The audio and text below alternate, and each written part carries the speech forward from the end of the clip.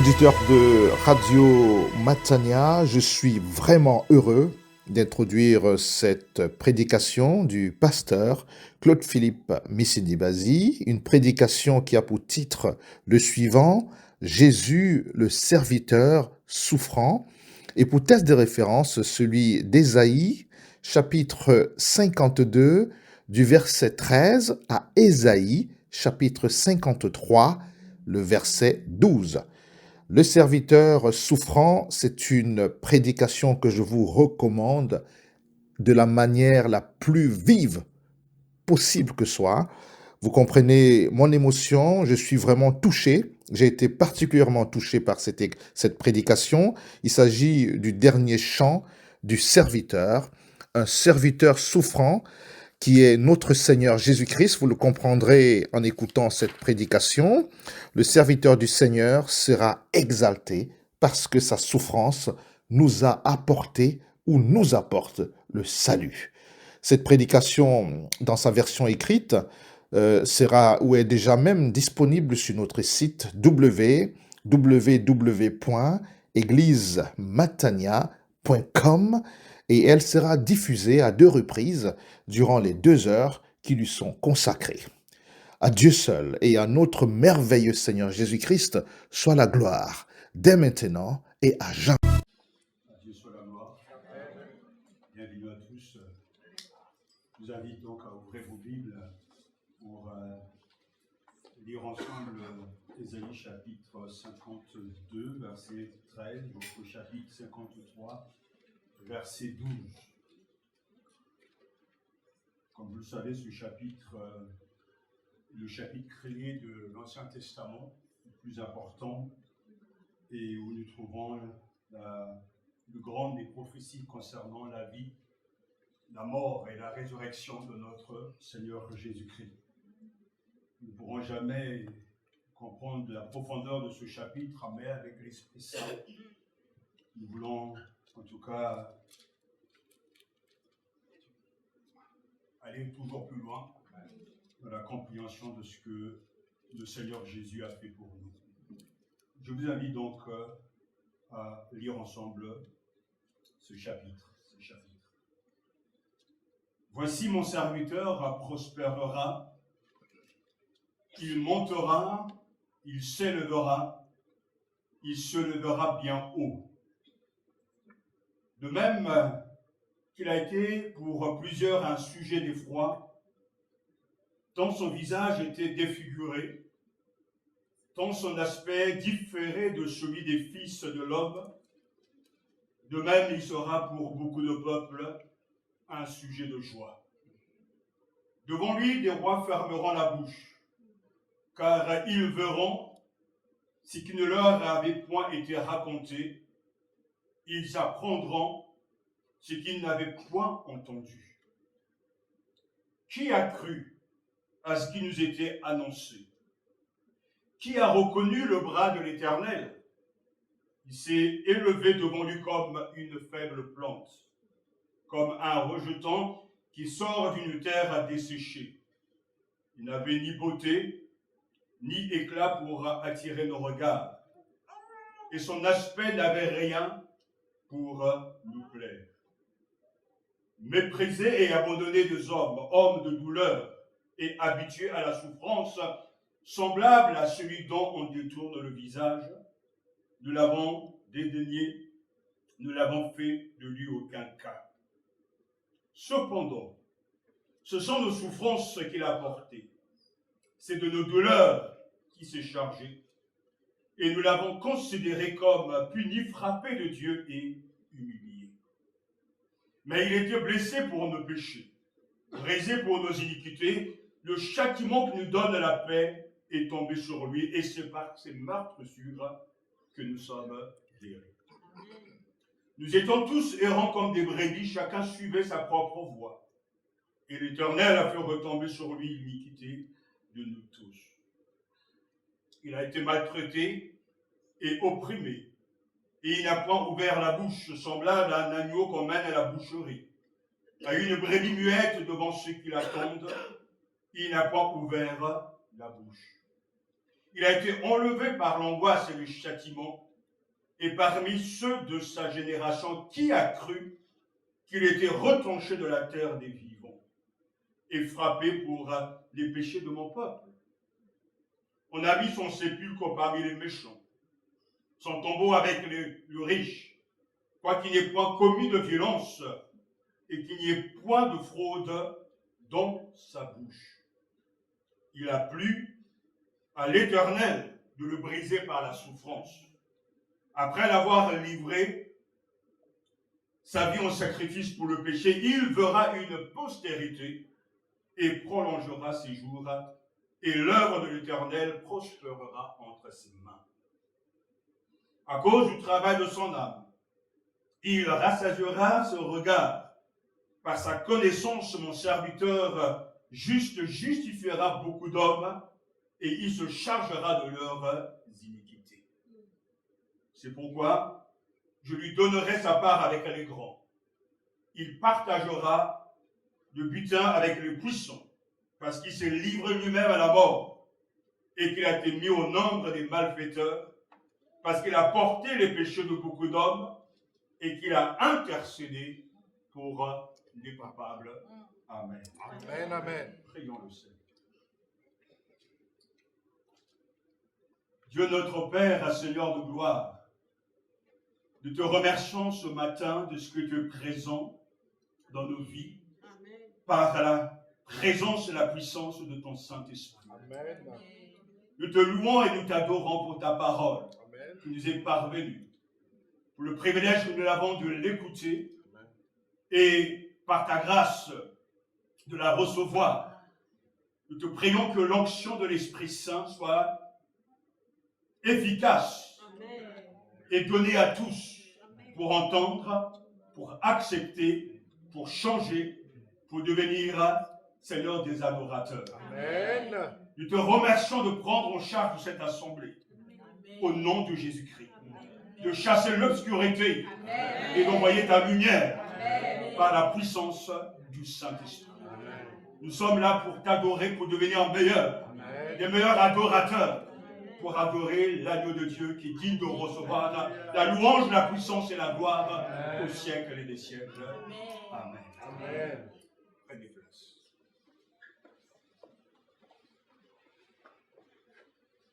Après plusieurs semaines, nous voici donc avec la 4e strophe de ce poème, de ce chant. Comme nous l'avons déjà entendu, j'ai résumé à une phrase ce chapitre si riche. Et cette phrase, c'est bien sûr le fait d'y trouver que Jésus est suffisant et l'agneau de Dieu qui ôte le péché du monde. Cette phrase va pouvoir condenser en quelque sorte les thèmes si importants de ce livre du prophète Ésaïe, mais aussi de ce chapitre. Jésus le juste souffrant est l'agneau de Dieu qui porte et emporte le péché du monde. Amen. Jésus le juste souffrant est l'agneau de Dieu qui porte et emporte le péché du monde.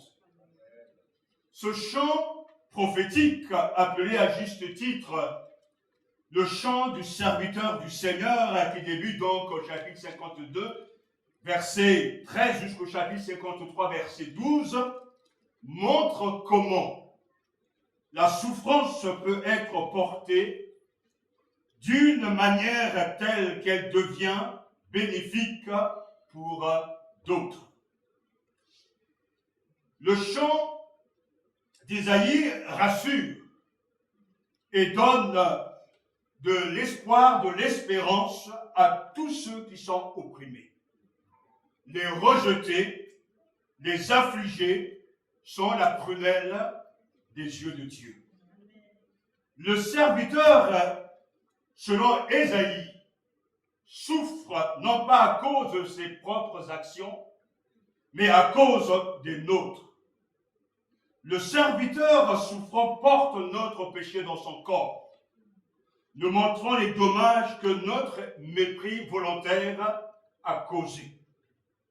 Il est révélateur que le serviteur souffrant du texte soit silencieux. Ésaïe a parlé donc du serviteur souffrant aux exilés judéens à Babylone, un peuple souffrant qui avait été chassé de force de ses maisons et de sa terre, de la vie telle qu'il l'avait connue. Au lieu d'envoyer donc un serviteur via Cyrus et d'autres rois, la particularité d'Ésaïe chapitre 52 et 53, c'est que nous sommes dans la grandeur de la révélation historique d'un serviteur souffrant qui ne viendrait pas avec des armes, un serviteur non pas politique, un serviteur non pas qui viendra avec la force, mais ce serviteur est lui-même la solution au problème du peuple exilé. Ésaïe a parlé du serviteur souffrant à ceux qui étaient loin de la terre que Dieu leur avait promis. Le chant du serviteur souffrant est une prière de confession déchirante. Le serviteur souffrant, et nous savons que c'est Jésus, que nous connaissons bien sûr en Christ, a été blessé pour nos transgressions, écrasé pour nos iniquités, et comme un agneau conduit à l'abattoir. Il s'est chargé de nos péchés, a porté nos peines et nos chagrins, comme la lourde croix sur son dos. Et ce serviteur souffrant, c'est-à-dire Jésus notre Seigneur et Sauveur, lorsqu'il porte nos souffrances et nos peines, nous enseigne et nous révèle les limites que Dieu est prêt à franchir pour être avec nous. Dieu souffrira pour nous, mourra sur une croix pour nous, et traversera le mal pour nous, comme nous l'avons tout à l'heure dit, via le credo donc des apôtres, va donc mourir et descendre aux enfers, mais le troisième jour, le Père le ressuscitera d'entre les morts. Amen. Et lorsque l'on pense que c'était fini pour lui, le chapitre 53 nous dit que il prolongera ses jours, parce que Jésus qui s'est associé aux humbles et aux derniers, qui a souffert et est mort sur la croix, ressuscitera le troisième jour. Dans ce quatrième strophe, j'aimerais attirer votre attention sur la conscience qu'avait le serviteur souffrant de sa mission et de l'œuvre que le Père lui a confiée. L'attitude du serviteur dans sa patiente soumission donne à son œuvre son caractère particulier. Elle devient ainsi un acte conscient et voulu de la part du serviteur. Dieu l'a voulu ainsi, il le veut lui-même. Et sa mort sous la croix n'était ni un accident, ni une interruption dans le plan de Dieu, mais l'apôtre Pierre, lorsqu'il donnera et expliquera la mission de Jésus dans Actes chapitre 2, dira qu'il a été livré selon le plan déterminé et la présence de Dieu, afin, une fois pour toutes, d'ôter le péché par le sacrifice de lui-même. Dans cette quatrième strophe, Ésaïe présente, bien sûr, Jésus. Il nous présente la lucidité, la retenue et le volontarisme avec lesquels le Seigneur Jésus a abordé et a accepté ce qui s'est passé. La conscience même du serviteur, et nous le voyons ici, non pas pris dans un réseau d'événements, mais décidant, acceptant et se soumettant de manière incroyable. Le serviteur ne fais rien et ne dis rien, mais laisse tout lui arriver. Notre Seigneur est le serviteur silencieux. Comme le dit le verset 7, une brebis muette devant ceux qui la tendent. Rien ne peut dépasser la beauté et la justesse des images par lesquelles la patience de notre Seigneur est ici illustrée. Comme une brebis, comme un agneau, notre bienheureux Seigneur a enduré toutes ses souffrances en silence, de bon gré, et avec des expressions d'amour pour ses meurtriers mêmes. Son silence émotionnel ici à 3 reprises. Comme l'avons entendu, il a été maltraité et opprimé, et il n'a point ouvert la bouche. Semblable à un agneau qu'on mène à la boucherie, à une brebis muette devant ceux qui l'attendent, il n'a point ouvert la bouche. Le verset 7 est très clair et révèle la grandeur de notre Seigneur, la grandeur de ce serviteur juste qui sera donc crucifié, égorgé pour nous racheter de nos péchés. Amen. Dans Ésaïe chapitre 53, frères et sœurs, l'image d'un agneau sacrifié est utilisée pour introduire cette grande doctrine qui nous est donc profitable pour être rachetés. Nous avons besoin d'un substitut. Et Jésus est ce substitut qui prend notre place. Lui, le juste, l'innocent, pour nous racheter et guérir nos âmes entachées par le péché. Bien sûr, comme nous l'avons entendu, les moutons ne savent pas qu'ils sont menés à l'abattoir. Mais le serviteur, Jésus, sachant parfaitement quel sort l'attendait, irait docilement à la mort en se soumettant volontairement à la volonté de son Père. Amen. Et il n'y a point de salut sinon Jésus seul. Amen. Il n'y a de salut en personne d'autre, car il n'y a sous le ciel aucun autre nom qui a été donné aux hommes par lequel nous puissions être sauvés. Amen. Personne ne peut être sauvé s'il ne veut pas confesser que Jésus a été transpercé pour nos transgressions, écrasé pour nos iniquités, que le châtiment qu'il a enduré est ce qui a rendu possible la paix avec Dieu, et que les blessures qu'il a subies sont le remède à notre guérison, non pas physique, mais à notre guérison spirituelle. Amen. Nous confessons également que Dieu a fait retomber notre iniquité sur Jésus. Comme le dit le verset 6, qu'il a été retranché de la terre des vivants, frappé pour notre transgression. Verset 8, qu'il a donné sa vie en sacrifice de culpabilité pour nos péchés. Verset 10, et qu'en portant nos péchés, il a mérité notre justification. Verset 11. L'apôtre Paul, sans doute en lisant ce chapitre, va résumer en quelques mots, va abréger les éléments essentiels de son évangile dans 1 Corinthiens, lorsqu'il écrira « Le Christ est mort pour nos péchés, conformément aux Écritures. Il a été enseveli, il est ressuscité le 3e jour, conformément aux Écritures. » 1 Corinthiens chapitre 15, versets 3 et 4, la croix est le symbole de notre salut, la puissance de Dieu, la folie de Dieu, la démonstration la plus spectaculaire que Dieu nous aime. La croix est un paiement complet et suffisant pour tous nos péchés.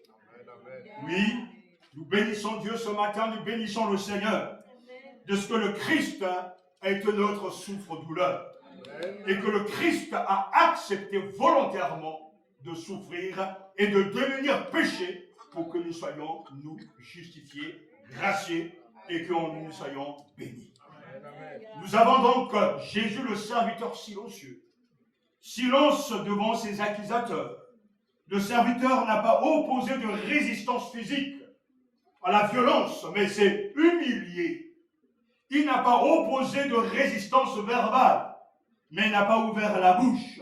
Oui, comme Ésaïe le dit avant ce chapitre 53, il ne criera pas fort, il n'élèvera pas la voix, il ne la fera pas entendre dans la rue. Ésaïe chapitre 42, verset 2.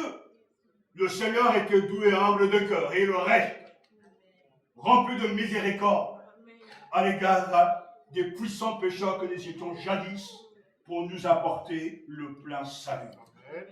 Et dans le passage d'Ésaïe, frères et sœurs, son silence reflète sa soumission, sa volonté d'obéir au Seigneur, quel qu'en soit le prix, même jusqu'à la mort, à la croix. Il a été silencieux, et le texte nous dit également qu'il a été opprimé au verset 7, faisant référence aux souffrances et aux mauvais traitements subis par le serviteur lors de son arrestation. Je vais tellement crier haut et fort, il était innocent. Depuis son arrestation à Gethsémani, au milieu de la nuit, Jésus a subi des violences physiques, psychologiques et émotionnelles. Il était innocent.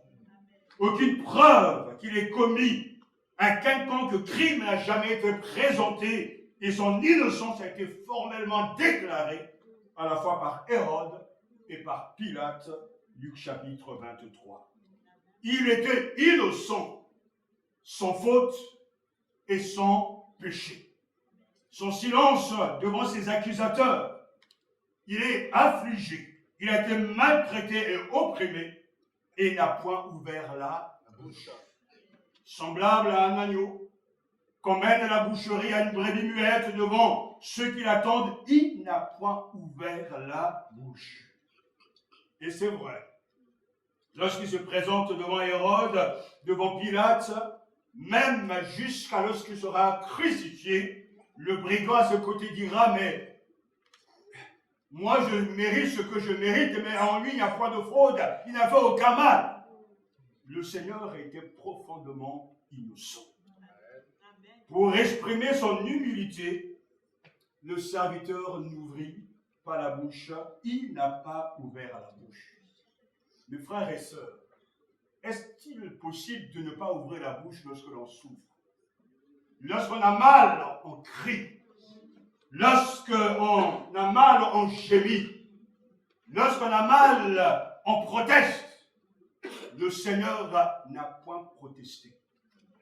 Il a gardé sa bouche fermée, conscient qu'il était venu pour devenir péché pour notre salut. Le serviteur n'ouvrit pas la bouche comme un agneau qu'on mène à la boucherie.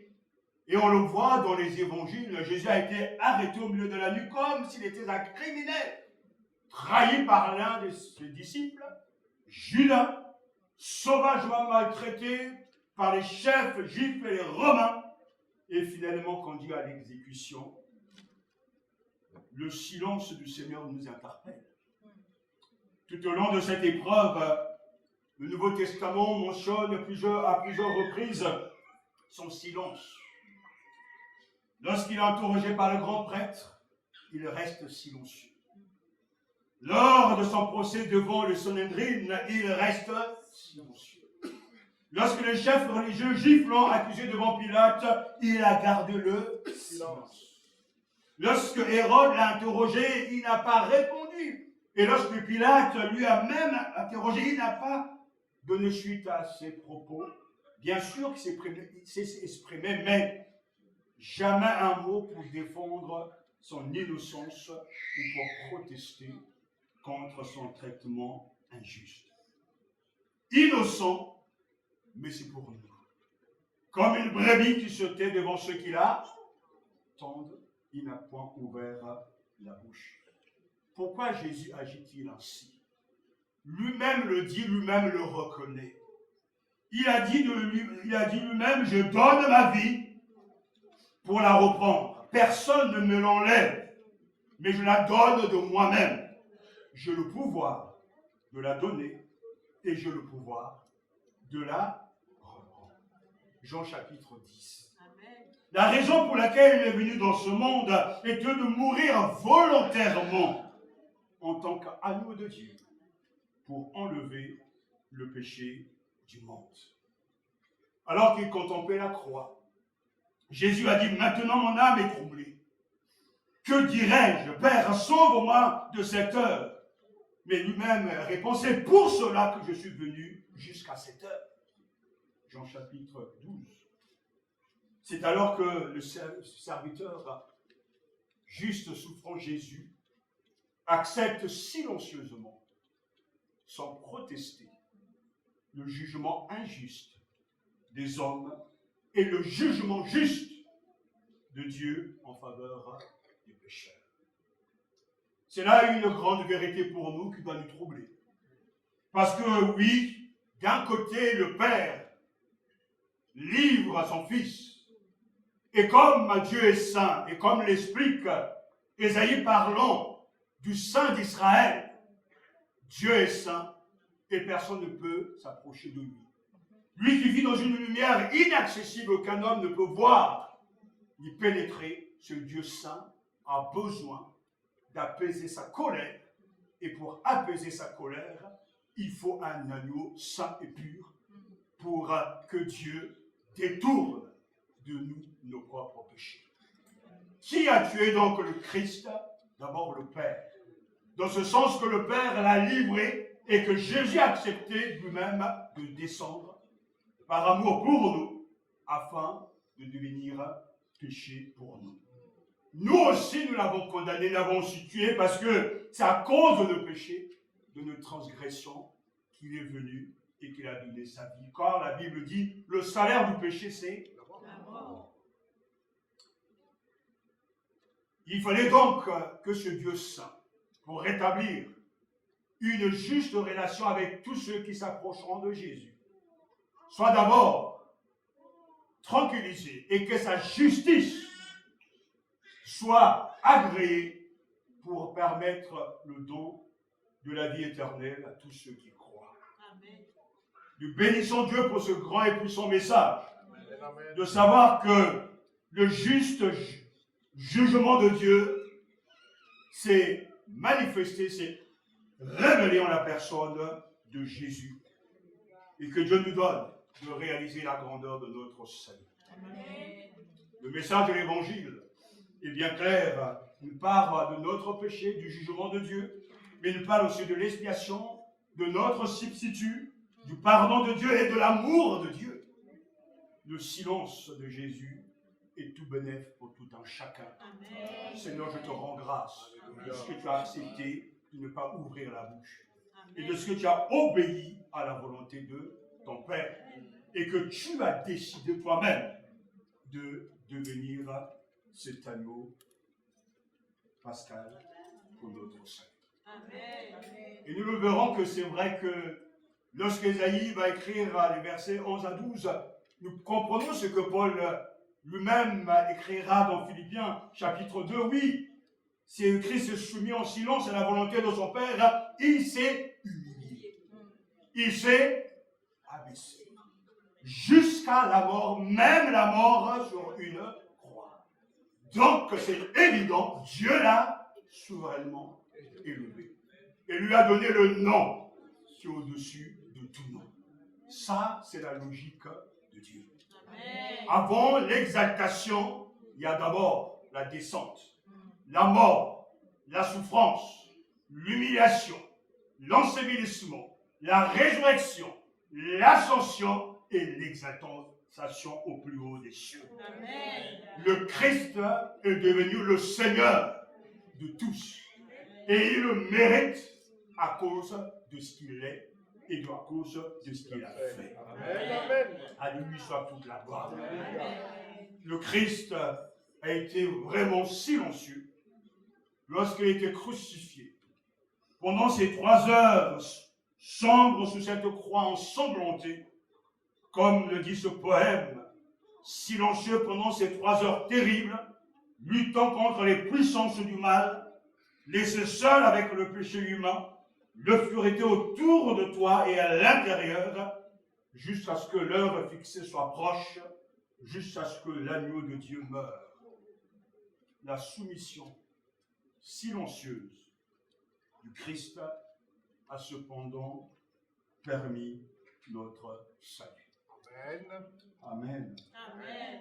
Et quand il casse son silence, lorsqu'il criera sur la croix, tout est accompli.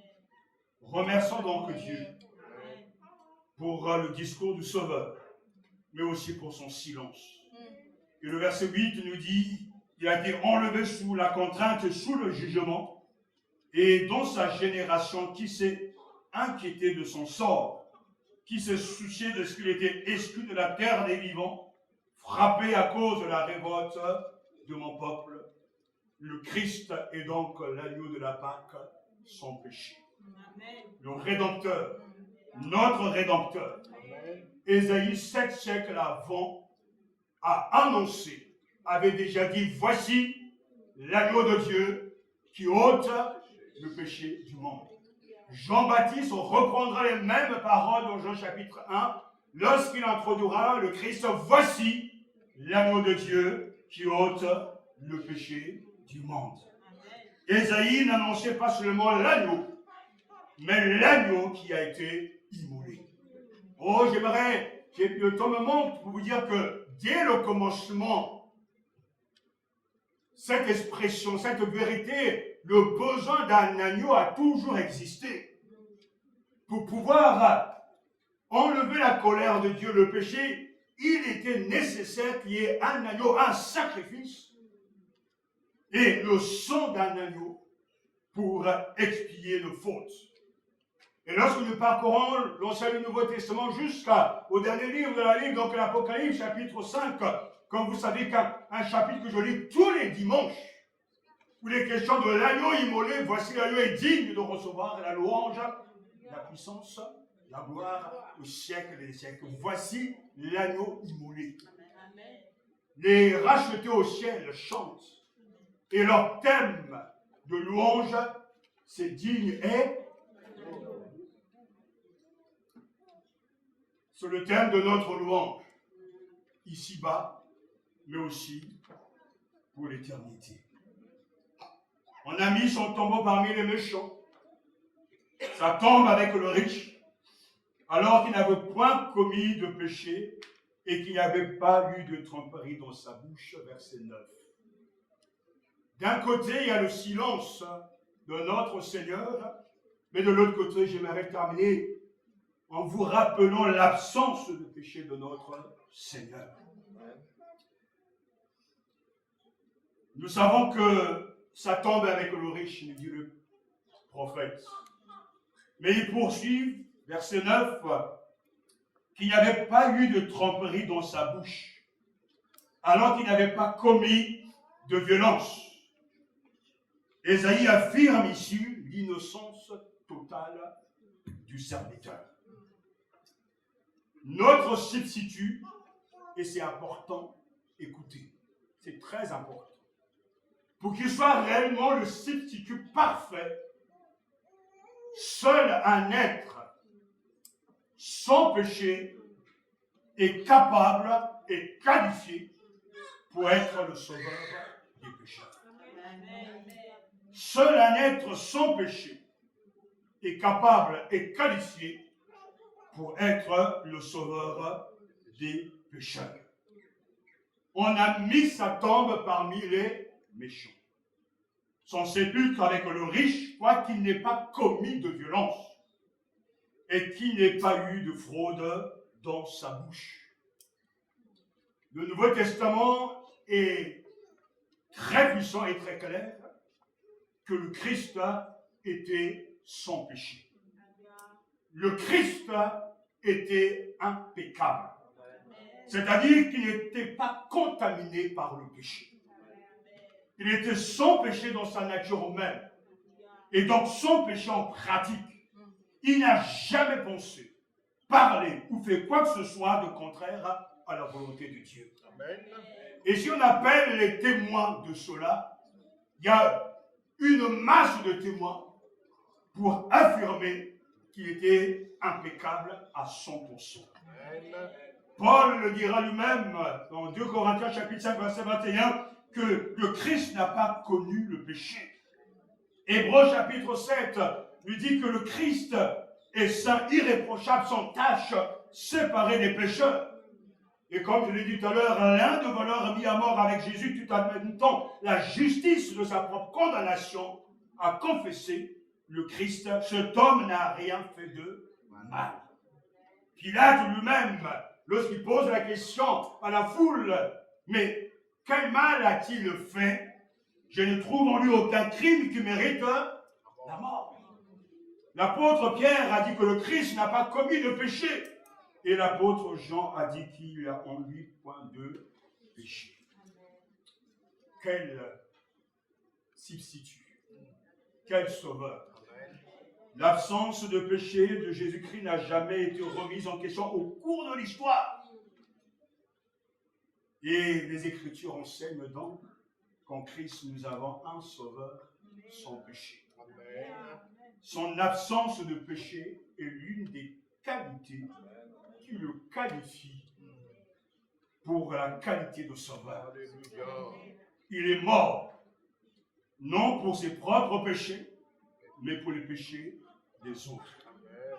Il a été mis à mort pour nos offenses et blessé pour nos transgressions, frappé pour les transgressions de mon peuple, nous dit le prophète, et nous disons merci. Amen. Le verset 9 nous montre et déclare que l'absence de péché du serviteur réside à la fois dans sa conduite, mais aussi dans sa conversation. Car il est dit qu'il n'y a point de fraude dans sa bouche. Il y a d'abord sa conduite, la conduite de notre Seigneur sans péché, mais aussi la conversation sans péché du Sauveur. Pour nous, ce n'est pas le cas. C'est de l'abondance de notre cœur que souvent la bouche parle.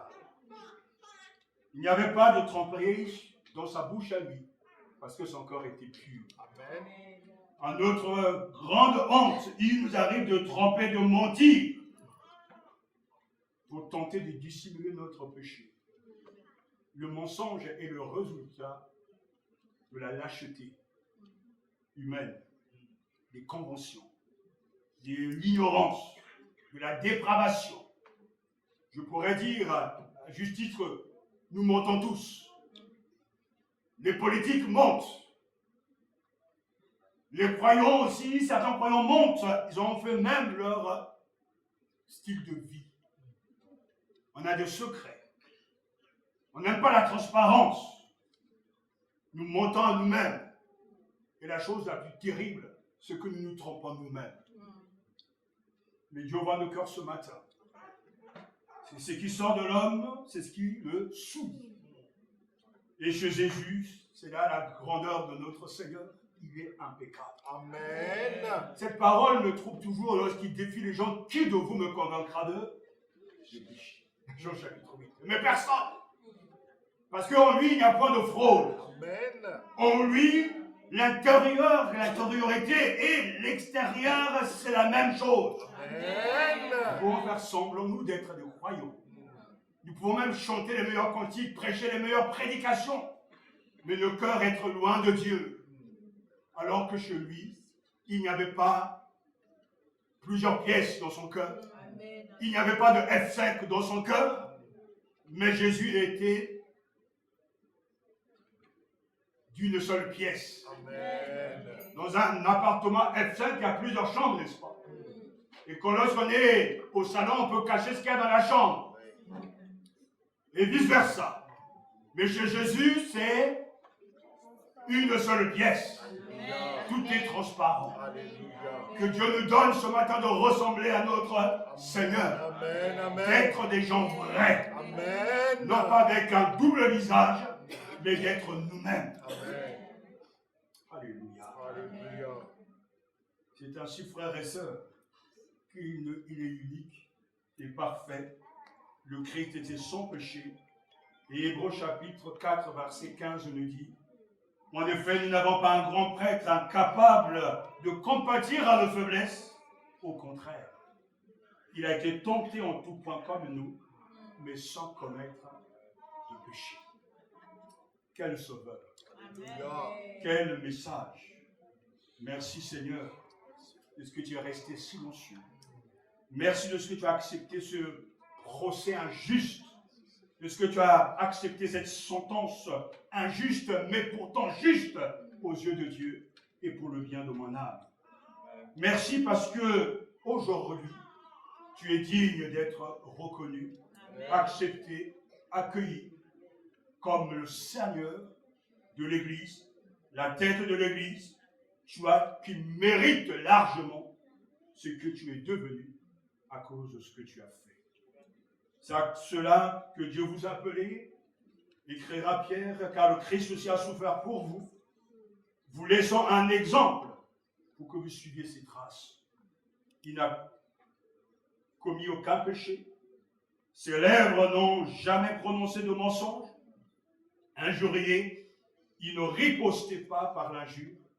Quand on le faisait souffrir, il ne formulait aucune menace, mais remettait sa cause entre les mains du juste juge. À Dieu soit la gloire.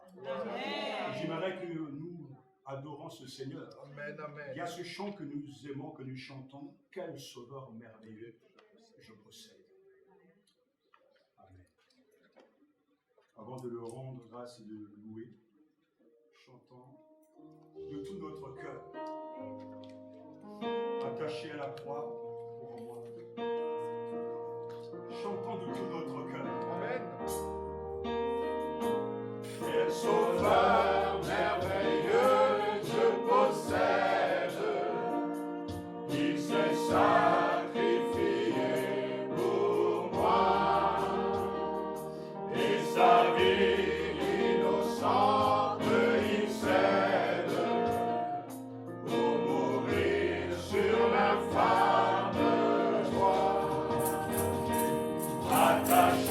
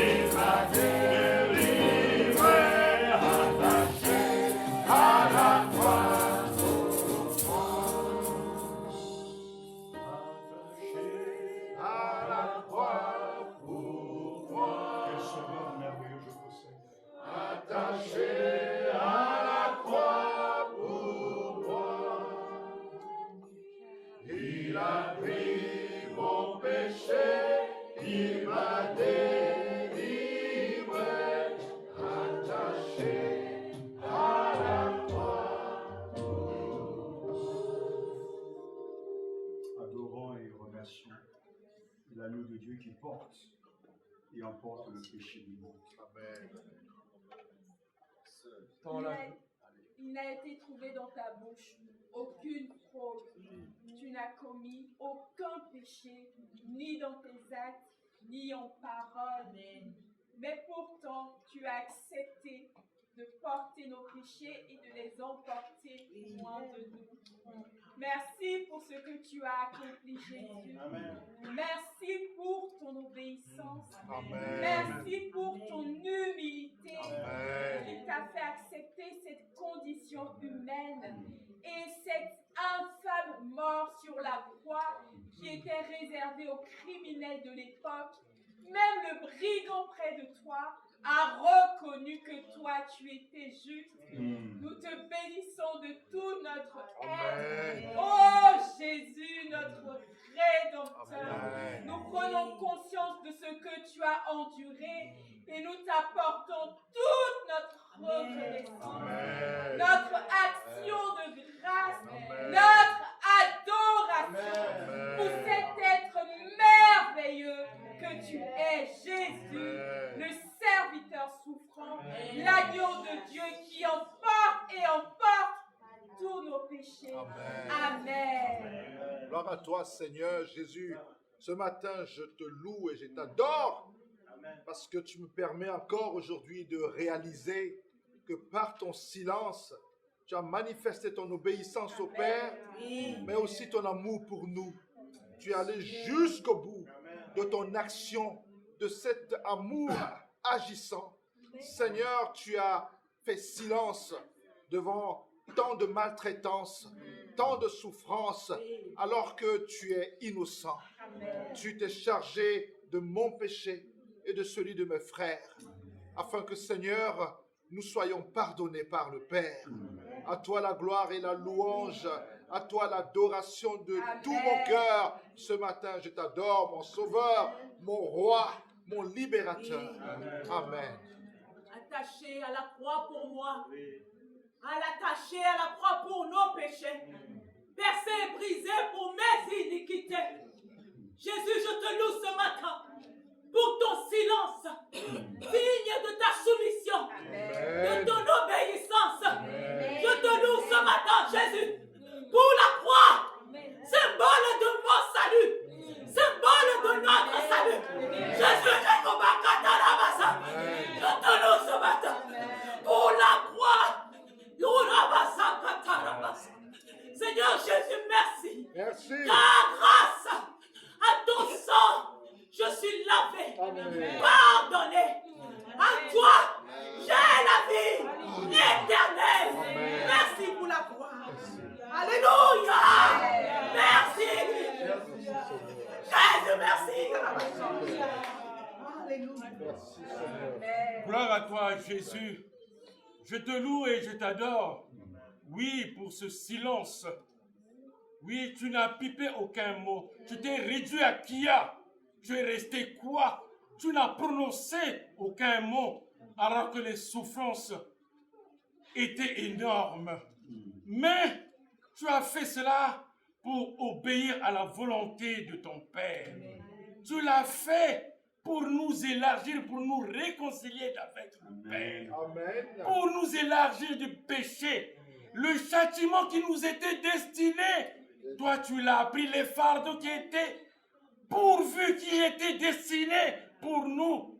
Toi tu t'es chargé de cela. Amen. En cela, Seigneur, je t'adore, Amen. je te loue, car tu es un sauveur parfait. Amen. Tu es un sauveur merveilleux. Amen. À Dieu soit toute la gloire. Alléluia. Gloire à toi, Jésus. Merci à toi, Jésus, parce que tu as livré ta vie en sacrifice pour le péché. Et quel péché? Non pas le tien, mais le mien, le nôtre. Amen. Amen. Péché. Tu as souffert la mort de la croix. Merci Jésus pour cela. Il a été versé, coulé, afin que moi et beaucoup puissent rentrer dans la gloire de Dieu. Alléluia. La louange qui revient à toi, Amen. Seigneur, pour ce que tu as accompli. Alléluia. Amen. Tu es digne de recevoir toute la gloire. Oui, oui. Toi qui es l'agneau de Dieu qui est venu qui ôte le péché du monde, qui l'a ôté, qui porte et a emporté le péché de l'humanité. Aujourd'hui, maintenant, la route de notre réconciliation et de notre relation avec le Père est possible grâce à ton sacrifice. Nous ne saurons jamais comment te remercier, tellement tu es grand, et ce que tu as fait nous dépassera toujours. Mais on reçoit de ton Église ces quelques mots. Merci. Merci. Amen. Merci Jésus. Merci, Jésus. Merci Agneau. Merci.